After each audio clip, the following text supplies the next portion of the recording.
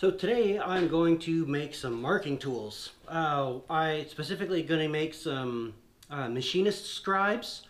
I've got some projects coming up that are going to need a lot of scribe work, and I cannot keep track of these things to save my life. Neither one of them are very impressive. I had a Starrett that I really liked. I'll have to put a picture up here because I don't know where it is. And I'm going to make something in that vein. I don't have any carbide, but I do have a bunch of coil spring. It should make a decent scribe. Won't stay sharp forever, but it should last a good while for the kind of work I'm doing with it, which is mostly sheet metal marking. I'm gonna make 4 or 6 or however many of these I can knock out before I get tired of working in the heat today. I'm gonna make a few of them with a couple different style handles, and we will just kind of go along without much of a plan, much like I usually do.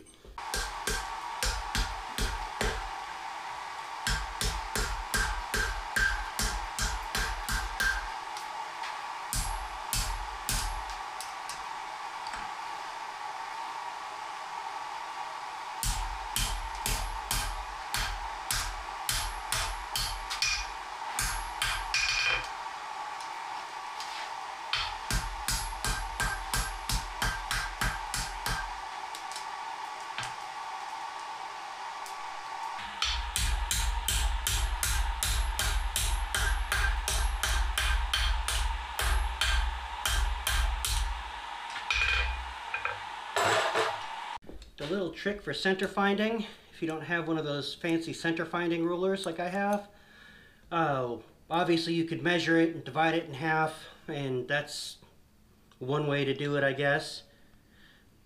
Otherwise, find a reference point, mark about where you think is center, mark about where you think is center on your bar, flip it around, line back up with your reference over here, and then right in between those two marks is your center line. It's not perfectly accurate, but it's good enough for the girls I go with. I'm going with half of the bar and then taking a third of that, and then I'm going to draw that down.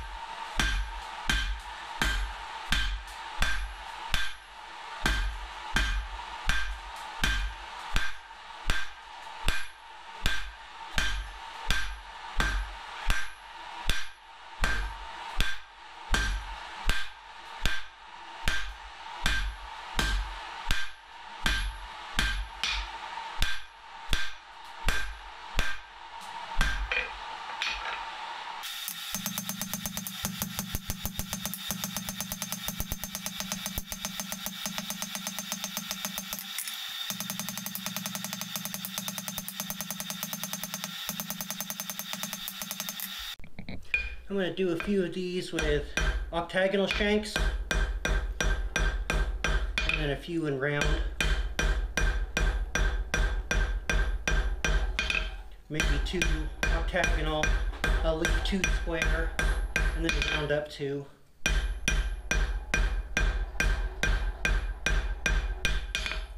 just personally prefer octagons. I think they're pretty.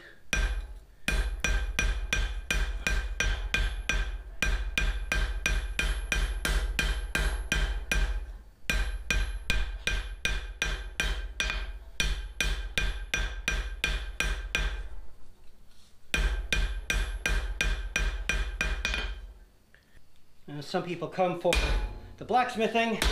I come for the hot spring on spring action.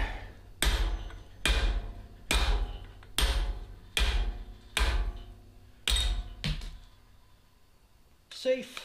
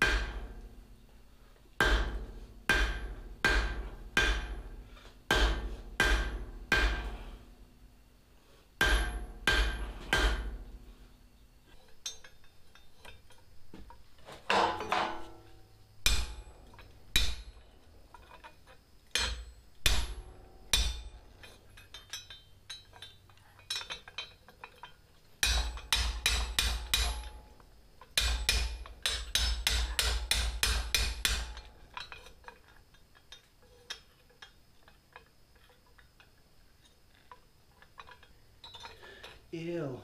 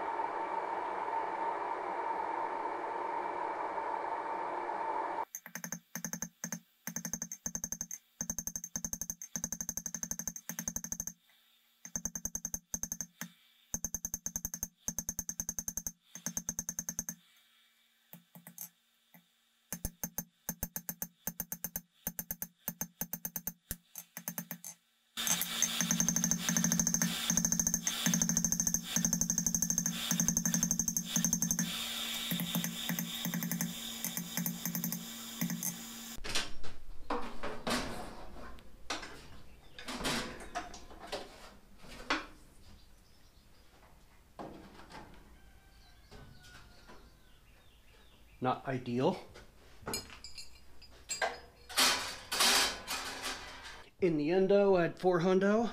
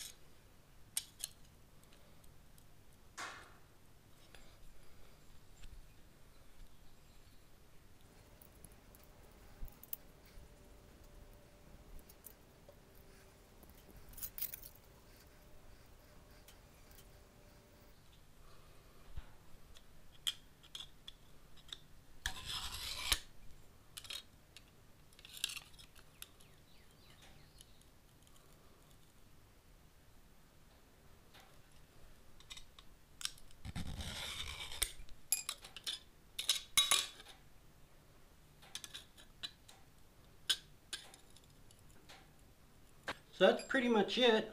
I don't have a proper bench grinder, and so you saw me put my angle grinder in the vise and then use that to grind.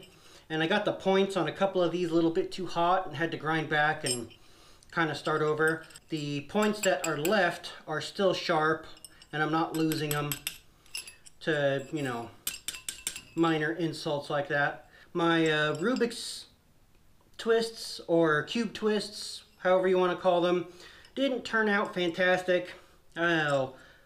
This one I ended up having to mark extra deep because I had some misstrikes because of my guillotine. I ended up abandoning that and just using my bottom hardy. Overall, they came out okay. I mean, they will work. They are definitely cheaper than losing store-bought ones. You can see when you use this blue layout die and you strike a line on it, and you get a very bright contrast, so you can get very accurate with your cuts or drill points or what have you. You really can't beat it for marking stuff by hand. The next few months here, you're probably going to see me making a bunch of sheet metal kind of tools. I've got a car that I'm working on restoring, and I've got a bunch of tools that I'm going to have to make so I can work on that car. I do have another channel that I started specifically for my misadventures with motor vehicles. If you'd like to check that out, I'll leave a card or a link, or I'll do something, I don't know. I don't intend to change my upload frequency or anything here to really change, aside from the fact that you're probably going to see some very unique tools specifically oriented to the auto body trade and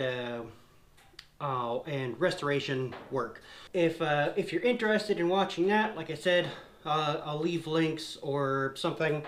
And in the meantime, I am going to get back to work because I have a million things to get done, no time and no money to do them with. So thank you for watching, and I will see you with the next one.